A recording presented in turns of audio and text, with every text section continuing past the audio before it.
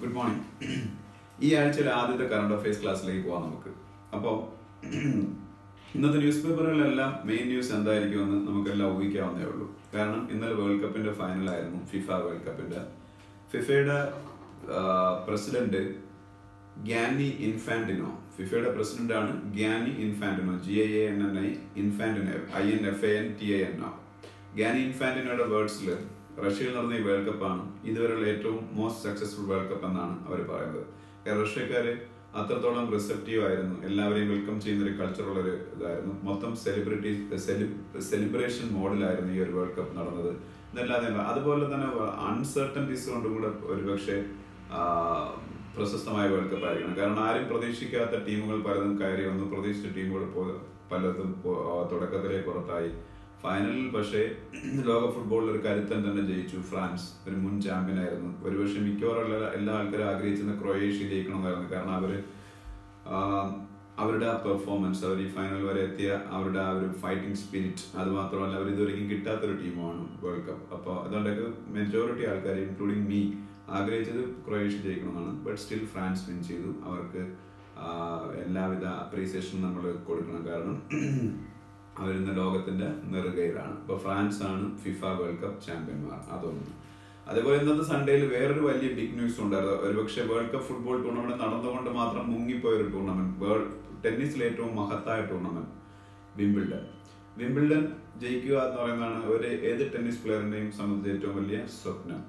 ഈ Wimbledon win ചെയ്തതും ആരും പ്രതീക്ഷിക്കാത്ത ഒരാളാണ്. കാരണം നൊവാക് ജോക്കോവിച്ച് എന്ന് പറഞ്ഞ പ്ലെയർ വേൾഡിലെ ഏറ്റവും ബെസ്റ്റ് പ്ലെയർ ആയിരുന്നു 2 വർഷം മുമ്പ് വരെ. വേൾഡ് നമ്പർ 1 ആയിരുന്നു ഒരുപാട് കാലം. പക്ഷെ പിന്നീട് അദ്ദേഹം ഇഞ്ചുറീസിന്റെ കയ്യിൽപ്പെടുകയും ഇഞ്ചുറീസിന്റെ പിടിയിലാകുകയും ഒരുപാട് കാലം ടെന്നീസ് വേൾഡിൽ നിന്ന് മാറി നിൽക്കേണ്ടി വരികയൊക്കെ ചെയ്തു. പിന്നീട് തിരിച്ചു വന്നപ്പോൾ അദ്ദേഹത്തിന്റെ മികച്ച പെർഫോമൻസിലേക്ക് എത്താൻ കഴിഞ്ഞില്ല.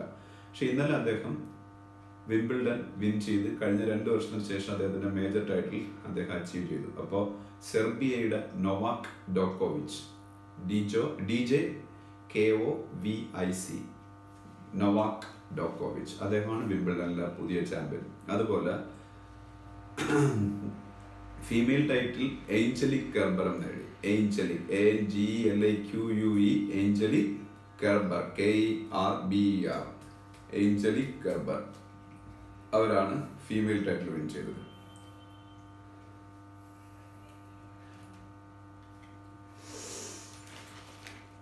ഇത്രയാണ്. ഇത് ഇപ്പോൾ എനിക്ക് തൊണ്ടയ്ക്ക് കുറച്ച് പ്രോബ്ലം ഉണ്ട്. മഴയൊക്കെയാണ്, കാലാവസ്ഥ എല്ലാവർക്കും അറിയാം. കുറച്ച് കോൾഡ് ഉണ്ട്. അപ്പോൾ കോൾഡും കഫും ഉണ്ട്. കുറച്ചൊന്ന് എല്ലാവരും അഡ്ജസ്റ്റ് ചെയ്യണം. പിന്നീട് ഉഡാൻ സ്കീമിനെ കുറിച്ചൊരു ന്യൂസ് ജസ്റ്റ് അതിൽ ഒരു പാസിംഗ് റെഫറൻസ് പോലെ പറഞ്ഞു പോയിട്ടുള്ളൂ. ഉഡാൻ സ്കീം എല്ലാവർക്കും അറിയാം. ഉഡേ ദേശ് കാ ആം നാഗരിക്, ഉഡേ ദേശ് കാ ആം നാഗരിക്, അതായത് civil aviation journey, flight journey ഇന്ത്യയിൽ എല്ലാവർക്കും ആക്സസിബിൾ ആക്കാൻ വേണ്ടി, കോമൺ മാനും ആക്സസിബിൾ ആക്കാൻ വേണ്ടി ഗവൺമെന്റ് ഓഫ് ഇന്ത്യ സ്റ്റാർട്ട് ചെയ്ത ഒരു സ്കീമാണ്. അതുപോലെ ഇന്ത്യയിലെ അല്ലെങ്കിൽ അണ്ടർ യൂട്ടിലൈസ്ഡ് എയർപോർട്ടുകളെ കൂടുതൽ സപ്പോർട്ട് ചെയ്യാൻ വേണ്ടിയുള്ള ഒരു സ്കീം കൂടിയാണ് ഉഡേ ദേശ് കാ ആം നാഗരിക്. പിന്നീട് എയർപോർട്ട് അതോറിറ്റി ഓഫ് ഇന്ത്യയെ കുറിച്ചൊരു ന്യൂസ് ഉണ്ട്. എയർപോർട്ട് അതോറിറ്റി ഓഫ് ഇന്ത്യയുടെ ചെയർമാനാണ് ഗുരുപ്രസാദ് മൊഹപത്ര. ഇത്രയൊക്കെയാണ് ഫ്രണ്ടിൽ നമ്മൾ എഴുതിയെടുക്കേണ്ട ന്യൂസുകളുള്ളത്. ഇനി മറ്റു ന്യൂസുകളിലേക്ക് പോകുമ്പോൾ സ്പോർട്സ് പേജിൽ മാനവ് താക്കറിന്റെ ഒരു ഫോട്ടോ ഉണ്ട്. മാനവ് MANAV, മാനവ് താക്കർ, THAKKR, ഇന്ത്യയുടെ ഏറ്റവും നല്ല രീതിയിൽ ഉയർന്നു വന്നുകൊണ്ടിരിക്കുന്ന ഒരു എമർജിംഗ് ടേബിൾ ടെന്നീസ് പ്ലെയർ ആണ് മാനവ് താക്കർ, THAKKR. അങ്കിത റെയ്നയുടെ ഒരു ഫോട്ടോ ഉണ്ട്. ഇന്ത്യയുടെ ഇപ്പോൾ നിലവിലുള്ള ഏറ്റവും മികച്ച ഫീമെയിൽ ടെന്നീസ് പ്ലെയർ ആണ്. ഇന്ത്യക്ക് മികച്ച ടെന്നീസ് പ്ലെയർ എന്നുള്ള ഒരു സംഭവം ഉണ്ടോ എന്നൊരു ക്വസ്റ്റ്യൻ ഉണ്ട് യഥാർത്ഥത്തിൽ. കാരണം സിംഗിൾസ് ടെന്നീസിൽ ഇന്ത്യയുടെ ടെന്നീസ് പ്ലെയേഴ്സ് ആരും ലോക നിലവാരത്തിന് അടുത്ത് പോലും എത്തുന്നവരല്ല. അപ്പൊ അതുകൊണ്ട് പിന്നെ ഉള്ളതിൽ ഏറ്റവും മികച്ചതെന്ന് പറയാം. ഇന്ത്യൻ ടെന്നീസ് പ്ലെയേഴ്സിന്റെ കൂട്ടത്തിൽ ഏറ്റവും മികച്ച ഫീമെയിൽ ടെന്നീസ് പ്ലെയർ ആണ് അങ്കിത റെയ്ന, ANKITA അങ്കിത റെയ്ന. പിന്നീട് PV സിന്ധു,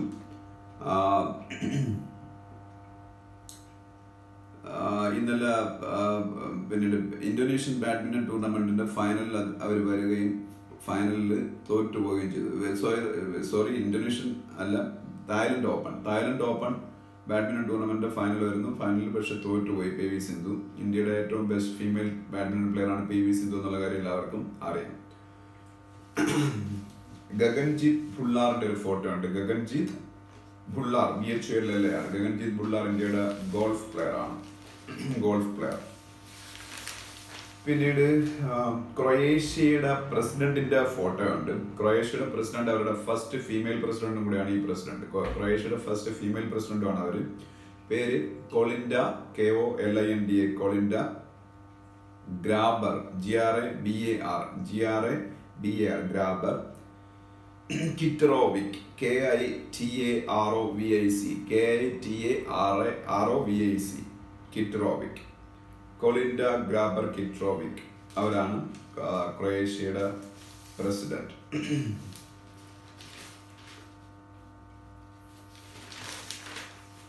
പിന്നീട് TV നരേന്ദ്രന്റെ ഒരു ഫോട്ടോ ഉണ്ട്. TV നരേന്ദ്രനാണ് ടാറ്റ സ്റ്റീൽ കമ്പനിയുടെ CEO and managing director. Tata steel കമ്പനിയുടെ CEOയും മാനേജിംഗ് ഡയറക്ടറുമാണ് TV നരേന്ദ്രൻ. ഇന്ത്യയിലെ ഏറ്റവും വലിയ ഫെർട്ടിലൈസർ പ്രൊഡ്യൂസേഴ്സിൽ ഒരാളാണ് ഇഫ്കോ എന്ന് പറയുന്ന കമ്പനി. IFFCO, ഇഫ്കോ. അതൊരു കോഓപ്പറേറ്റീവ് പ്രസ്ഥാനം കൂടിയാണ്. ഇഫ്കോയുടെ expansion Indian farmers fertilisers cooperative എന്നാണെന്നാണ് എൻ്റെ വിശ്വാസം. ഇന്ത്യൻ ഫാമേഴ്സ് ഫെർട്ടിലൈസേഴ്സ് കോഓപ്പറേറ്റീവ്, അങ്ങനെ തന്നെയാണ് IFFCO. IFFCO, IFFCO, Indian farmers fertilisers cooperative. അതൊരു കോഓപ്പറേറ്റീവ് ഇൻസ്റ്റിറ്റ്യൂഷൻ ആണ്. പക്ഷേ ഇന്ത്യയിലെ ഏറ്റവും വലിയ ഫെർട്ടിലൈസർ പ്രൊഡ്യൂസേഴ്സിൽ ഒരാളാണ്. അതിനെക്കുറിച്ചൊരു ന്യൂസ് ഉണ്ട്. പിന്നെ പഞ്ചാബ് നാഷണൽ ബാങ്കിന്റെ മാനേജിംഗ് ഡയറക്ടറായ സുനിൽ മേത്ത പറഞ്ഞിരിക്കുന്നു, IBCയുടെ സഹായത്തോടു കൂടി, IBC എന്ന് പറയുന്ന ഇൻസോൾവൻസി ആൻഡ് ബാങ്ക്രപ്സി കോഡാണ്, അതിന്റെ സഹായത്തോടു കൂടി Punjab national bank thousands of crores NPA എന്ന് പറഞ്ഞാൽ നോൺ പെർഫോമിംഗ് ആസറ്റ് റിക്കവറി നടത്തിയതാണ്. NPA നോൺ പെർഫോമിംഗ് ആസറ്റ് ആണ് റിക്കവറി നടത്തിയെന്ന് പറഞ്ഞിരിക്കുന്നു. അതുപോലെ GST കൗൺസിലിന്റെ അടുത്ത മീറ്റിങ്ങുകളിൽ ഏതെങ്കിലും ഒന്നിൽ ഇമ്മീഡിയറ്റ് ആയിട്ട് നാച്ചുറൽ ഗ്യാസും ഏവിയേഷൻ ടർബൈൻ ഫ്യൂലും GSTയുടെ അണ്ടറിൽ കൊണ്ടുവരുന്നതാണ്. ഇപ്പൊ പെട്രോളിയം പ്രോഡക്ട്സോ അല്ലെങ്കിൽ ഗ്യാസോ ഒന്നും GSTയുടെ അണ്ടറിൽ ഇല്ല. പെട്രോളിയം പ്രോഡക്ട്സിനെ GST ഗുഡ്സ് ആൻഡ് സർവീസ് ടാക്സിന്റെ അണ്ടറിൽ കൊണ്ടുവരുന്നതിന്റെ ആദ്യ പടിയായിട്ട് നാച്ചുറൽ ഗ്യാസിനെയും ATF, ഏവിയേഷൻ ടർബൈൻ ഫ്യൂലിനെയും, ഏവിയേഷൻ ടർബൈൻ ഫ്യൂൽ എന്ന് പറഞ്ഞാൽ എയറോപ്ലെയിൻസിൽ യൂസ് ചെയ്യുന്നതാണ് ഏവിയേഷൻ ടർബൈൻ ഫ്യൂൽ, ഇതിന് രണ്ടിനെയും ഉടനെ ഇതിന്റെ അണ്ടറിൽ കൊണ്ടുവരുമെന്നാണ് പറഞ്ഞിരിക്കുന്നത് GSTയുടെ. അവര് ഈ രണ്ട് പ്രോഡക്ട്സ് ആയിരിക്കും മിക്കവാറും GSTയുടെ അണ്ടറിൽ വരാൻ പോകുന്ന ആദ്യത്തെ പെട്രോളിയം റിലേറ്റഡ് പ്രോഡക്ട്സ് എന്ന് പറയുന്നത്. അപ്പോൾ GST കൗൺസിലാണ് ഇത്തരം കാര്യങ്ങൾ തീരുമാനമെടുക്കുന്നത്. GST കൗൺസിലാണ് GSTയുടെ governing body, goods and service ടാക്സിന്റെ ചെയർമാൻ ഫിനാൻസ് മിനിസ്റ്റർ ഓഫ് ഇന്ത്യയാണ് GST കൗൺസിലിന്റെ. പിന്നെ ഡൊണാൾഡ് ട്രംപും വ്ളാഡിമിർ പുടിനും തമ്മിലുള്ള മീറ്റിംഗ് നടക്കാൻ പോണ പ്ലേസ് ഹെൽസിങ്കിയാണ്. അത് ഫിൻലാൻഡിന്റെ ക്യാപിറ്റലാണ് ഹെൽസിങ്കി. ഈ മീറ്റിന് അഗെയിൻസ്റ്റ് ആയിട്ട് പ്രൊട്ടസ്റ്റ് ഒക്കെ നടക്കുന്നുണ്ട് അവിടെ, ട്രംപിന്റെയും ഈ പുടിന്റെയും മീറ്റിംഗിന് അഗെയിൻസ്റ്റ് ആയിട്ട്. Back me or there may be no Brexit, back me or there may be no Brexit എന്നാണ് തെരേസ മെയ് പറഞ്ഞിരിക്കുന്നത്. തെരേസ മെയ് അങ്ങനെ പറയാനുള്ള reason, Theresa May British prime minister ആണ്. ബ്രിട്ടീഷ് പ്രൈം മിനിസ്റ്ററായ തെരേസ മെയ് അങ്ങനെ പറയാനുള്ള reason എന്താണെന്ന് വെച്ചാൽ, ഈ ബ്രിട്ടന്റെ exit from European union, Brexit, അതിനുവേണ്ടിയിട്ടുള്ള ബില്ല് അവിടെ പാർലമെന്റ് ചർച്ച ചെയ്തുകൊണ്ടിരിക്കുകയാണ്, ബ്രെക്സിറ്റ് ബിൽ. അപ്പൊ ഇതിന്റെ ഇടയ്ക്ക് ഈ ബ്രിട്ടൻ യൂറോപ്യൻ യൂണിയനിൽ നിന്ന് എക്സിറ്റ് ആയതിനു ശേഷം യൂറോപ്യൻ യൂണിയനുമായിട്ട് വലിയ ബന്ധങ്ങളൊന്നും പാടില്ല എന്നാണ് ഹാർഡ് ലൈനേഴ്സ് അവരുടെ പാർട്ടിയിൽ ആവശ്യപ്പെടുന്നത്, തീവ്രവാദികൾ. പക്ഷെ തെരേസ മെയ് അത്ര ഒരു ഇതിലല്ല അവര് ചിന്തിക്കുന്നത്. ബ്രെക്സിറ്റ് എന്നുള്ള സംഭവം യൂറോപ്യൻ യൂണിയനുമായിട്ട് ഒരു കോഡിയൽ റിലേഷൻഷിപ്പ് നിലനിർത്തിക്കൊണ്ട് തന്നെ ആയിരിക്കും എന്നാണ് അവർ പറയുന്നത്. അപ്പൊ അവരുടെ ടേംസ് അവരുടെ പാർട്ടിയിലെ എല്ലാ ഡിസിഡൻസും വിമതരും അംഗീകരിക്കണം എന്നാണ് അവർ പറയുന്നത്. പിന്നീട് monsoon session of parliament start ചെയ്യാൻ പോകുന്നത്. ഇന്ന് 16 ഡേറ്റ്, 16th, 18th മുതൽ മൺസൂൺ സെഷൻ ആരംഭിക്കും, മറ്റന്നാൾ മുതൽ. അപ്പൊ മൺസൂൺ സെഷൻ വളരെ സ്റ്റോമി ആയിരിക്കും എന്നൊക്കെയാണ് പറയപ്പെടുന്നത്. എന്ന് വെച്ചാൽ ഓപ്പോസിഷനും റൂളിംഗ് പാർട്ടിയും തമ്മിൽ വലിയ എന്താ പറയുന്ന വാഗ്വാദങ്ങൾ, ആർഗ്യുമെന്റ്സ് ഒക്കെ നടക്കാൻ ചാൻസ് ഉണ്ടെന്നാണ് പറയുന്നത്. അപ്പോൾ അത് അറിഞ്ഞിരിക്കുക. പാർലമെന്റിന് 3 സെഷൻസ് ആവുള്ള, monsoon session, winter session and budget session. Budget സെഷനാണ് ഒരു വർഷം സ്റ്റാർട്ട് ചെയ്യുന്നത്. അത് കഴിഞ്ഞ് മൺസൂൺ, മഴക്കാലത്ത് മൺസൂൺ സെഷൻ വരും, ലാസ്റ്റിൽ വിന്ററിൽ വിന്റർ സെഷൻ വരും. രണ്ട് പാർലമെന്ററി സെഷൻസ് തമ്മിലുള്ള മാക്സിമം ഇന്റർവെൽ 6 months ആണ്. രണ്ട് പാർലമെന്റ് സെഷൻസ് തമ്മിലുള്ള മാക്സിമം ഇടവേള 6 months. പിന്നെ സെക്ഷൻ 377 ഓഫ് ഇന്ത്യൻ പീനൽ കോഡിനെ കുറിച്ച് എന്നും കേസ് ഉണ്ട്, എന്നും ന്യൂസ് ഉണ്ട്. അതിപ്പോൾ സുപ്രീം കോടതി അതിന്റെ കോൺസ്റ്റിറ്റ്യൂഷണൽ വാലിഡിറ്റിയെ കുറിച്ച് പിന്നീട് ആർഗ്യുമെന്റ്സ് ഹിയർ ചെയ്തുകൊണ്ടിരിക്കുകയാണ്. അതുകൊണ്ടാണ് അങ്ങനെ അതിനെ കുറിച്ച് ന്യൂസ് വരുന്നത്. Section 377 of Indian penal code എന്ന് പറയുന്നത് ഹോമോസെക്ഷുവാലിറ്റിയെ ക്രിമിനലൈസ് ചെയ്യുന്ന ഇന്ത്യൻ പീനൽ കോഡിലെ സെക്ഷനാണ്. ഞാൻ പലതവണ പറഞ്ഞിട്ടുള്ളതാണ്, എല്ലാവർക്കും അറിയാം. MSP minimum support price. Minimum support price announce ചെയ്യുന്നത് അഗ്രികൾച്ചറൽ പ്രോഡക്ട്സിനാണ്. അതിന്റെ ക്വിൻ്റലിന് ആണ് MSP അനൗൺസ് ചെയ്യുന്നത്. ക്വിൻ്റൽ എന്ന് പറഞ്ഞാൽ 100 kg.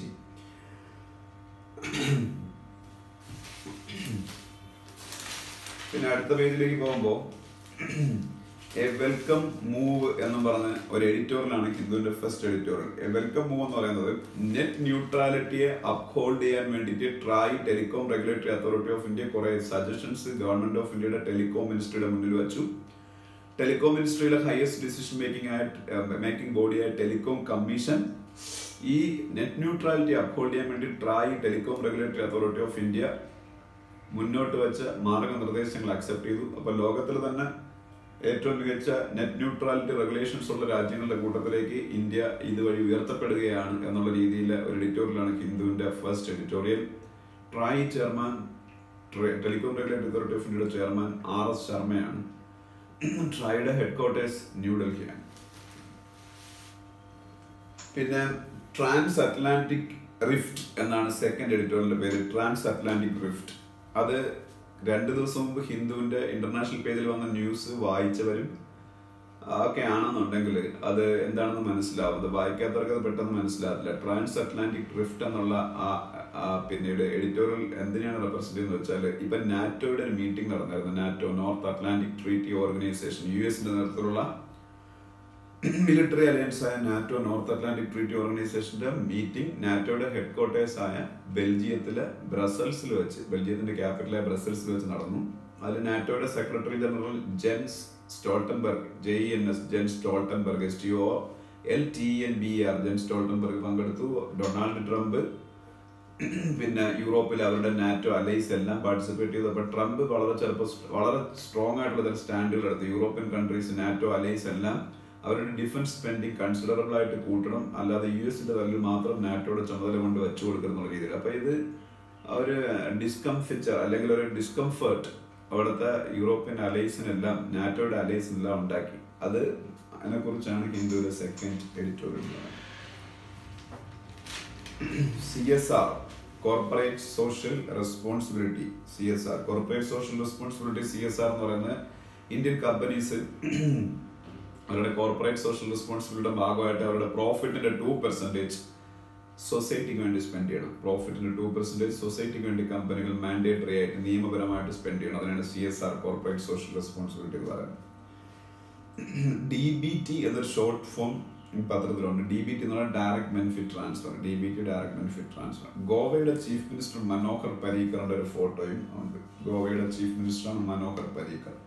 ആയുഷിനെ കുറിച്ചൊരു ന്യൂസ് ഉണ്ട്. AYUSH, AYUSH, AYUSH. Ayurveda, yoga, Siddha, homeopathy, Unani and naturopathy, അതാണ് ആയുഷ്. ആയുഷിന്റെ മിനിസ്റ്ററാണ് ശ്രീപദ് നായിക്, SRIEAD, ശ്രീപദ് നായിക്.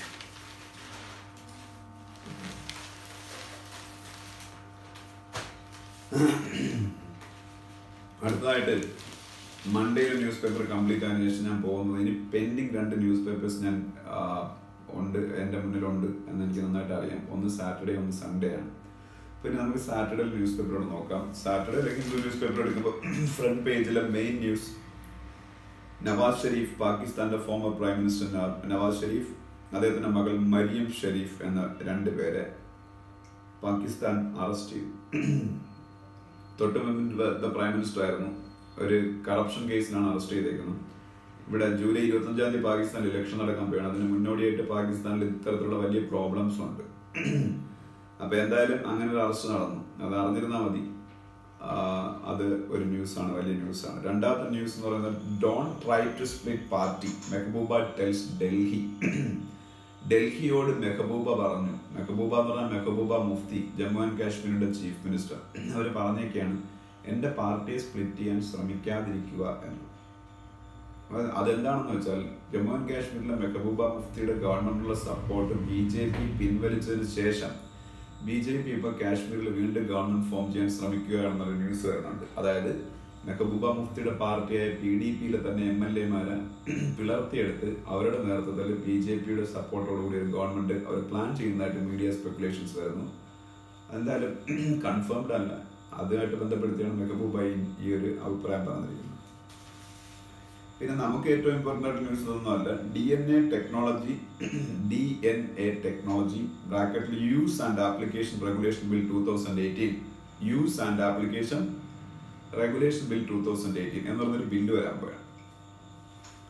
ഇതിനെ DNA പ്രൊഫൈലിംഗ് ബില്ലെന്നും പറയാറുണ്ട്. ഇത് കുറ്റകൃത്യങ്ങളിലൊക്കെ എൻഗേജ് ആവുന്ന ആൾക്കാരുടെ DNA വെച്ച് ഈ കുറ്റകൃത്യങ്ങൾ കൂടെ തെളിയിക്കാനൊക്കെ ഉപയോഗിക്കാൻ വേണ്ടിയിട്ടുള്ള DNA ഉപയോഗിക്കാൻ വേണ്ടിയിട്ട് അതിൻ്റെ സാമ്പിൾ കളക്ട് ചെയ്യാനും സൂക്ഷിക്കാനും ഒക്കെ ഉള്ള അധികാരം ഗവൺമെന്റ് നൽകുന്ന ഒരു ബില്ലാണ്. പാർലമെന്റിൽ പാസ്സാകാൻ സാധ്യതയുണ്ട്.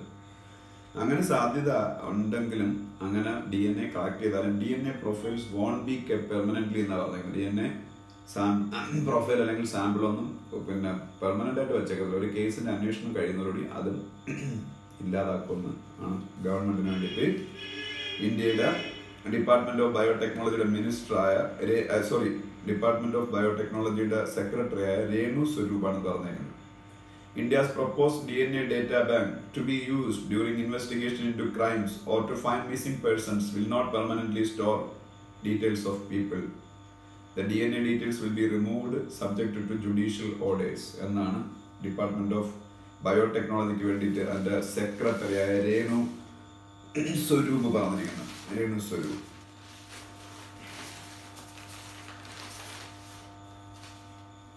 ഇന്ത്യയുടെ ഫുട്ബോൾ ടീം ക്യാപ്റ്റനാണ് സുനിൽ ഛേത്രി. ഇന്ത്യൻ ഫുട്ബോൾ ടീമിന്റെ ക്യാപ്റ്റൻ സുനിൽ ഛേത്രി. ഹിമാ ദാസ് ആരാണെന്ന് ഞാൻ പ്രത്യേകിച്ച് പറഞ്ഞിടേണ്ട ആവശ്യമില്ല. ഇപ്പം നമ്മളുടെ സോഷ്യൽ മീഡിയാസ് ഒക്കെ എടുത്താൽ ഹിമാ ദാസിന്റെ ഫോട്ടോസ് അവരുടെ അച്ചീവ്മെന്റിനെ കുറിച്ചുള്ള വലിയ ന്യൂസുകളൊക്കെ മാത്രമേ ഉള്ളൂ. എല്ലാവരും കൺഗ്രാജുലേറ്റ് ചെയ്യുന്നു. ഇന്ത്യയുടെ പ്രൈം മിനിസ്റ്ററും പ്രസിഡന്റും ഒക്കെ. ആരാണെന്ന് ചോദിച്ചാൽ അണ്ടർ 20 വേൾഡ് അത്ലറ്റിക് ചാമ്പ്യൻഷിപ്പിൽ ഇന്ത്യക്ക് വേണ്ടിയിട്ട് 400 മീറ്റേഴ്സിൽ ഗോൾഡ് മെഡൽ നേടിയ ആസാംകാരിയാണ്. IAAF ആണ് ഇത് നടത്തിയത്. IAAF എന്ന് പറഞ്ഞാൽ international association of athletic federations. Sebastian Coe ആണ് ഇതിന്റെ പ്രസിഡന്റ്. Sebastian കോയ് COE. ഈ IAAFന്റെ പ്രസിഡന്റ് ആണ് സെബാസ്റ്റ്യൻ കോയ്. ഈ international association of athletic federation നടത്തുന്ന ഒരു വേൾഡ് ഇവന്റിൽ ഗോൾഡ് മെഡൽ നേടുന്ന ആദ്യത്തെ ഇന്ത്യക്കാരിയാണ്. ഒരു സാധാരണ കർഷക കുടുംബത്തിൽ അസാമിൽ ജനിച്ച ഹിമാ ദാസ്. ആ ഹിമാ ദാസിനെ കുറിച്ചുള്ള ന്യൂസ് ഈ പത്രത്തിലുമാണ്.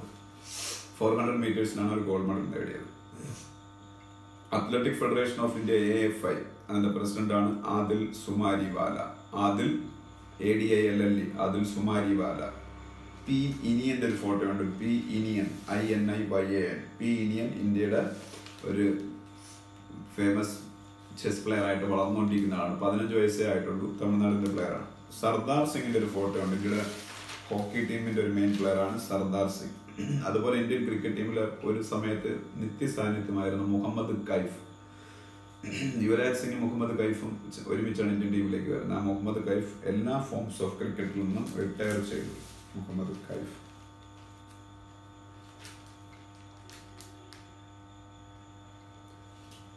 ഇന്ത്യയിലെ ഏറ്റവും ടോളസ്റ്റ് ഓഫീസ് ബിൽഡിംഗ് ആന്ധ്രാപ്രദേശിന്റെ ക്യാപിറ്റലായിട്ട് ഡെവലപ്പ് ചെയ്തുകൊണ്ടിരിക്കുന്ന അമരാവതിയിലായിരിക്കും വരാൻ പോകുന്നത്. ഇന്ത്യയിലെ ഏറ്റവും ടോളസ്റ്റ് ഓഫീസ് ബിൽഡിംഗ് വരാൻ പോകുന്നു അമരാവതി. അത് ആന്ധ്രാപ്രദേശിന്റെ പുതിയ ക്യാപിറ്റലാണ് അമരാവതി. അത് ചെയ്യാൻ പോകുന്നത് ഇന്ത്യയിലെ ഏറ്റവും വലിയ എഞ്ചിനീയറിംഗ് കൺസ്ട്രക്ഷൻ കമ്പനിയാണ്. ഇന്ത്യയുടെ ഏറ്റവും വലിയ എഞ്ചിനീയറിംഗ് കൺസ്ട്രക്ഷൻ കമ്പനിയുടെ പേരാണ് L&T. അതിന്റെ CEO ആണ് SN സുബ്രഹ്മണ്യൻ.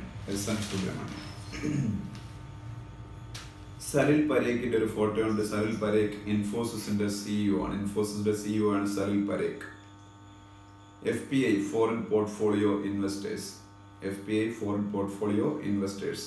ചൗധരി ബീരേന്ദർ സിംഗിന്റെ ഒരു ഫോട്ടോ ഉണ്ട്. Chaudhary Birender Singh steel minister of ഇന്ത്യയാണ്. ഇന്റർഗ്ലോബ് ഏവിയേഷൻ 10,000 കോടി രൂപ മാർക്കറ്റിൽ നിന്ന് ബോറോ ചെയ്യാൻ പോകുന്നു എന്നൊരു ന്യൂസ് ഉണ്ട്. ഇന്റർഗ്ലോബ് ഏവിയേഷൻ എന്ന് പറഞ്ഞാൽ ചിലപ്പോൾ പലർക്കും മനസ്സിലാവില്ലായിരിക്കും. പക്ഷേ ഇന്ത്യയിലെ ഏറ്റവും വലിയ എയർലൈൻ കമ്പനിയായ ഇൻഡിഗോയുടെ പേരന്റ് കമ്പനിയാണ് ഇന്റർഗ്ലോബ് ഏവിയേഷൻ എന്ന് പറഞ്ഞാൽ എല്ലാവർക്കും മനസ്സിലാകും. ഇന്ത്യയിലെ ഏറ്റവും വലിയ എയർലൈൻ കമ്പനിയാണ് ഇൻഡിഗോ എയർലൈൻസ്. അതിന്റെ പേരന്റ് ആണ് ഇന്റർഗ്ലോബ് ഏവിയേഷൻ. ഇന്ത്യയുടെ എക്സ്പോർട്ട് കൂടി 17%. പക്ഷേ ഇന്ത്യയുടെ ട്രേഡ് ഗ്യാപ്പ് വൈഡൻ ആയെന്നൊരു ന്യൂസ് ഉണ്ട്. അത് സ്വാഭാവികമായിട്ട് സംഭവിക്കും. കാരണം ഇന്ത്യ ക്രൂഡ് ഓയിലിന്റെ പ്രൈസസ് ഇങ്ങനെ ഭയങ്കരമായിട്ട് കൂടി പോകുന്നുണ്ട്. സ്വാഭാവികമായിട്ട് ഇന്ത്യയുടെ ഔട്ട്വേർഡ് റെമിറ്റൻസസ് കൂടും. ഇമ്പോർട്ടിന്റെ വാല്യൂ കൂടി വരും. കാരണം ഇമ്പോർട്ട് ചെയ്യുന്ന കൂടുതലും ക്രൂഡ് ഓയിൽ, അതിന്റെ പ്രൈസ് കൂടുന്നതനുസരിച്ച് ഇമ്പോർട്ടിന്റെ വാല്യൂ കൂടും. അപ്പോൾ ഇന്ത്യ അതിന് മുകളിലേക്ക് എക്സ്പോർട്ട് ചെയ്താലേ ഈ ട്രേഡ് ഗ്യാപ്പ് കുറയ്ക്കാൻ പറ്റും. അപ്പോൾ എക്സ്പോർട്ട് ഭയങ്കരമായിട്ട് കൂടിയെങ്കിലും ഈ ഇമ്പോർട്ടിൽ ക്രൂഡ് ഓയിലിന്റെ പ്രൈസസ് കൂടുന്നതുകൊണ്ട് ട്രേഡ് ഗ്യാപ്പ് ഇന്ത്യയുടെ കൂടി തന്നെ ഇരിക്കുകയാണ്. അത് എഴുതിയെടുക്കാൻ വേണ്ടി പറഞ്ഞ എല്ലാവരും ന്യൂസ് കണ്ടപ്പോൾ ജസ്റ്റ് പറഞ്ഞതാണ്.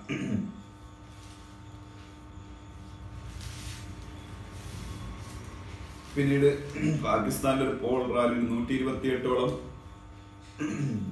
ആൾക്കാർ ഇസ്ലാമിക് സ്റ്റേറ്റിന്റെ ഒരു സൂയിസൈഡ് ബോംബ് അറ്റാക്കിൽ കൊല്ലപ്പെട്ടു എന്നൊരു ന്യൂസ് ഉണ്ട്.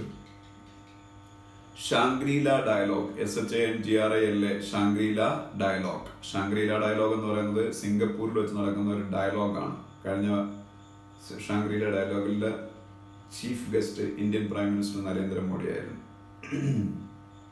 ലണ്ടന്റെ first Muslim mayor Sadiq Khan.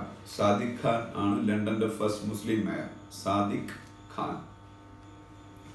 Foreign secretary of India Vijay Gokhale foreign secretary of India. Maithripala Sirisena, ശ്രീലങ്കയുടെ president. Maithripala, MAITHRIPALA, Maithripala Sirisena, Sri Lankan president. Ranil Wickremesinghe, ശ്രീലങ്കയുടെ prime minister. Ranil, RANIL, റാനിൽ Wickremesinghe, WICKREMESINGHE, റാനിൽ Wickremesinghe. പിന്നീട് US president Donald Trump India അടുത്ത വർഷം ആദ്യം വിസിറ്റ് ചെയ്തേക്കുന്ന ഒരു ന്യൂസ് ഉണ്ട്. അത് എഴുതിയെടുത്ത് പഠിക്കണ്ട. അങ്ങനെ വിസിറ്റ് ചെയ്താൽ മോസ്റ്റ് പ്രോബബ്ലി ഇന്ത്യയുടെ റിപ്പബ്ലിക് ഡേ പരേഡിലെ ചീഫ് ഗസ്റ്റ് ആയിട്ടായിരിക്കും അദ്ദേഹം വരാൻ പോകണമെന്ന് പറയുന്നത്. എല്ലാ വർഷവും റിപ്പബ്ലിക് ഡേ January 26 ഒരു ചീഫ് ഗസ്റ്റ് കാണും. കഴിഞ്ഞ വർഷം അത് ആസിയാൻ കൺട്രീസിന്റെ ലീഡേഴ്സ് ആയിരുന്നു. ആസിയാൻ കൺട്രീസ് എന്ന് പറഞ്ഞാൽ association of south east Asian nations. ഈ association of south east Asian nations, ASEAN, അതിന്റെ 10 രാജ്യങ്ങളാണല്ലോ. ഈ 10 രാജ്യങ്ങളുടെ ഹെഡ്മാരാണ് കഴിഞ്ഞ റിപ്പബ്ലിക് ഡേയിലെ ഇന്ത്യയിലെ ചീഫ് ഗസ്റ്റുമാർ. അപ്പൊ ഇന്ത്യയിലെ കഴിഞ്ഞ റിപ്പബ്ലിക് ഡേയിലെ ചീഫ് ഗസ്റ്റ് ഒരാളല്ലായിരുന്നു, 10 പേരായിരുന്നു ആസിയാൻ രാഷ്ട്രത്തലവന്മാർ. പക്ഷേ ഒരു വർഷം ബരാക് ഒബാമ ഇന്ത്യയുടെ റിപ്പബ്ലിക് ഡേയിലെ ചീഫ് ഗസ്റ്റ് ആയിട്ടുണ്ട്. ഈ ട്രംപ് അടുത്ത വർഷം റിപ്പബ്ലിക് ഡേ ചീഫ് ഗസ്റ്റ് ആകുമോ എന്ന് അറിയത്തില്ല, കൺഫേംഡ് അല്ല. സോ അത് എഴുതരുത്. ആയാൽ അങ്ങനെ ആകുന്ന രണ്ടാമത്തെ US പ്രസിഡന്റ് ആയിരിക്കും. ആദ്യത്തേത് ഒബാമയാണ്. പിന്നീട് ഇന്ത്യ ഇറാനുമായിട്ടും US-ഉമായിട്ടും ഈ വീക്കിൽ ടോക്സ് നടത്താൻ പോയാണ്. ഇത് ഇന്ത്യയെ സംബന്ധിച്ച് ഒരു ടൈറ്റ് റോപ്പ് വാക്ക് ആയിരിക്കും. എന്ന് വെച്ചാൽ ഒരു ഞാണിന്മേൽ കളിയായിരിക്കും. കാരണം ഇറാനെയും ഇന്ത്യക്ക് വേണം, US-നെയും ഇന്ത്യക്ക് വേണം. പക്ഷെ US ഇറാനും തമ്മിൽ വലിയ ശത്രുതയിലാണ്.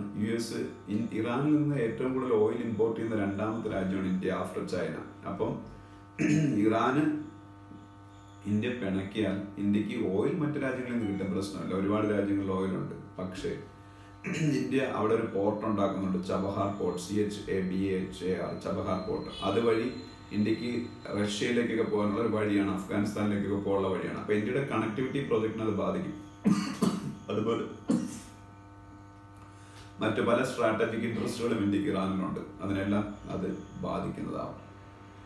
അപ്പൊ അതുകൊണ്ട് ഇന്ത്യക്ക് ഇറാനെ പിണക്കുന്നത് വലിയ ബുദ്ധിമുട്ടുണ്ടാകും. But if India ignores US pressure, India US-ന്റെ പ്രഷറിനെ ഇഗ്നോർ ചെയ്യുകയാണെങ്കിൽ it could invite sanctions of its all powerful friend and defence partner.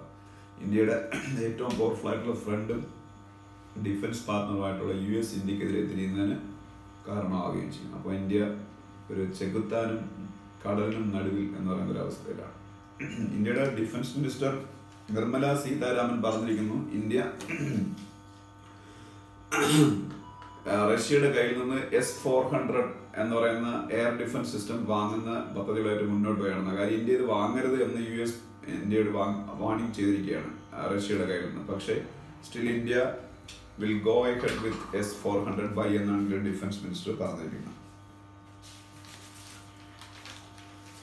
പിന്നെ ഹിന്ദുവിൽ 2 എഡിറ്റോറിയൽ. ഫസ്റ്റ് എഡിറ്റോറിയൽ കൺഫറിംഗ് എമിനൻസ് എന്ന് പറയുന്ന എഡിറ്റോറിയലാണ്. കൺഫറിംഗ് എമിനൻസ് എന്ന് പറയുന്ന എഡിറ്റോറിയൽ ഇപ്പോൾ 6 ഇൻസ്റ്റിറ്റ്യൂഷൻസ് ഓഫ് എമിനൻസ് എന്നുള്ള സ്റ്റാറ്റസ് ഇന്ത്യ ഗവൺമെന്റ് കൺഫർ ചെയ്ത് കൊടുത്തു. അത് നല്ലതാണ് എന്നുള്ള രീതിയിലുള്ള ഒരു എഡിറ്റോറിയലാണ് ഫസ്റ്റ് എഡിറ്റോറിയൽ. ആ 6 ഇൻസ്റ്റിറ്റ്യൂഷൻസിന്റെ പേര് ഞാൻ ഈ ഇടയ്ക്ക് യൂട്യൂബ് വീഡിയോയിൽ പറഞ്ഞതേ ഉള്ളൂ, ഞാൻ ഇനി വീണ്ടും പറയുന്നില്ല. അതിനെക്കുറിച്ചാണ് ഫസ്റ്റ് എഡിറ്റോറിയൽ.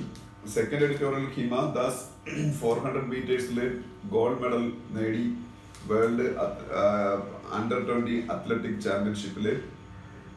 അതിനെക്കുറിച്ചാണ് രണ്ടാമത്തെ എഡിറ്റോറിയൽ. അത് ഞാൻ ഓൾറെഡി അതിനെക്കുറിച്ച് പറഞ്ഞു കഴിഞ്ഞാൽ തന്നെ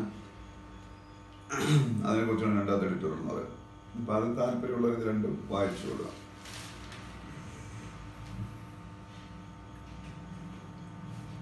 ഈ ഹിമാദാസ് നേടിയ 400 മീറ്റർ ഗോൾഡ് മെഡൽ അവർ നേടിയത് എവിടെയാണെന്നും കൂടെ അറിഞ്ഞിരിക്കണം. അണ്ടർ-20 അത്ലറ്റിക് ചാമ്പ്യൻഷിപ്പ് IAAF ആണ് നടത്തിയത്. ഫിൻലാൻഡിലാണ് ഇത് നടന്നത്. ഫിൻലാൻഡിലെ ടാംപെർ എന്ന് പറയുന്ന സ്ഥലത്ത്